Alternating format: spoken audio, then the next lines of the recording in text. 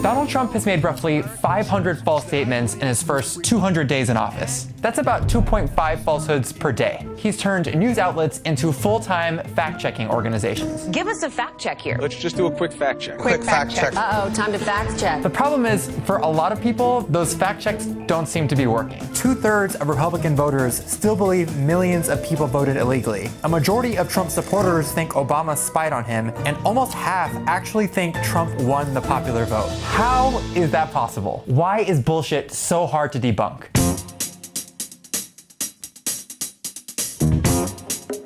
To understand what makes misinformation so durable in politics, I talked to Nyhan. He's a political scientist who's been studying the science of fact-checking since before Destiny's Child broke up. I've been working on this now for more than 15 years in different ways. I was one of the founders of a website called Spinsanity that was a forerunner to the existing fact-checking websites. I checked, and you can actually still find Spinsanity online in all of its beautiful early 2000s internet glory. Oof, look at that font. Sorry. Since then, he spent a lot of time researching what makes people hold on to false beliefs. I came back to that in my research as a political scientist and returned to the subject of why do people believe these things that aren't true and what can we do about it? In theory, this should be a no-brainer. If someone has a false belief and you present them with accurate information, they should change that false belief, right?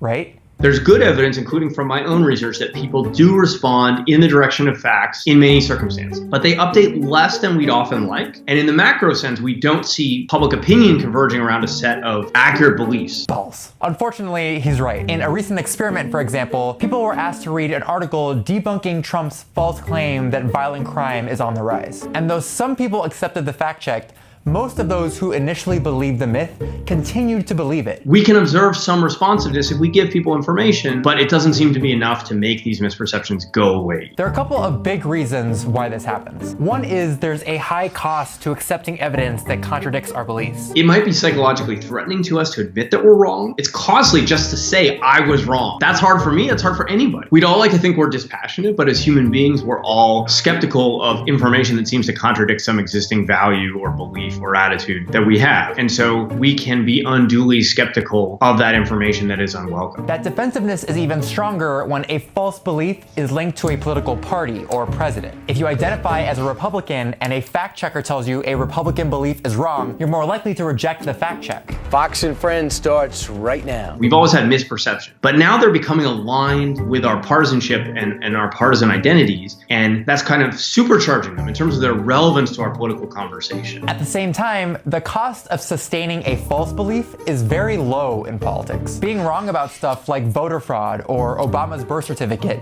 has no real impact on our day-to-day lives, so there's very low incentive to change our false beliefs. Having a strictly accurate belief on the one hand versus having your own sense of yourself and your worldview called into question, you can see how sometimes people, without intending to, might try to preserve that sense of self or that worldview when they're challenged. By the way, Nyhan says this is true of both liberals and conservatives. Being a beta male cuck does not make you magically immune to this. Damn it! A second reason it's so hard to debunk misinformation has more to do with how we fact check. Modern news media is incentivized to be attention grabbing and immediate, to report what Trump says and does the moment it happens. New Trump tweet coming out. Trump just tweeted. I just want to interrupt because President Trump just tweeted. I sat down about 21 minutes ago and President Trump has tweeted 3 times. So this is hot off the presses. Oh, wow. It's why news networks started airing full, unedited Trump rallies during the campaign. It's why they started airing the White House press briefing live. Every major website has a tribe of content gnomes in the basement furiously typing up articles, aggregating the news, saying Trump says this, right? Side note, Content Gnome is my actual Dungeons & Dragons character name. Can you focus, please?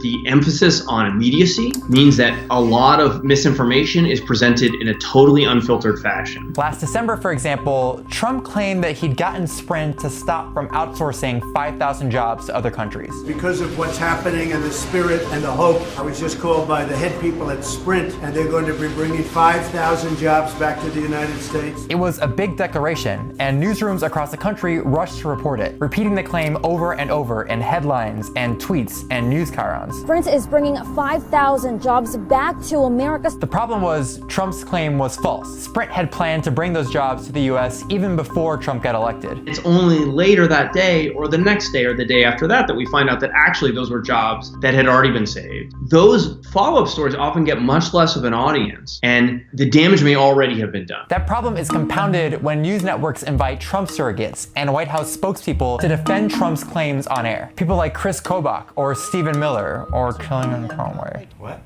I don't want to say her name. A popular convention in journalism is that it's important to interview White House spokespeople, but Nyhan says that norm breaks down when those spokespeople use interviews to repeat misinformation. The idea that we must interview representatives of the administration only works if there's a shared commitment, however limited, to an underlying basis in fact. But we don't have that shared commitment. So far, Trump's spokespeople have used these interviews to repeat falsehoods about things like voter fraud, even while being fact-checked by the hosts. Do you believe Hillary Clinton won the popular vote by 3 to 5 million votes? You know, we may never Because know the of answer voter to that. fraud? Voter fraud is a serious problem in this country. There are dead people registered, there are illegal people registered. And continuing to invite spokespeople like this on air essentially defeats the purpose of fact-checking. We want the reputational consequences to be really strong for being a fraud and a charlatan. The problem is the incentives are often exactly the opposite. You make wild and controversial claims on TV and you get invited back. You're an interesting guest. You're provocative. You're controversial. Which explains why when Alison Camerota asked this Trump supporter where she heard that millions of people voted illegally, So where are you getting your information? she says, From the media. Some of it was CNN, I believe. none of this is to say that better fact-checking will suddenly fix our misinformation problem. Even without Kellyanne Conway's help,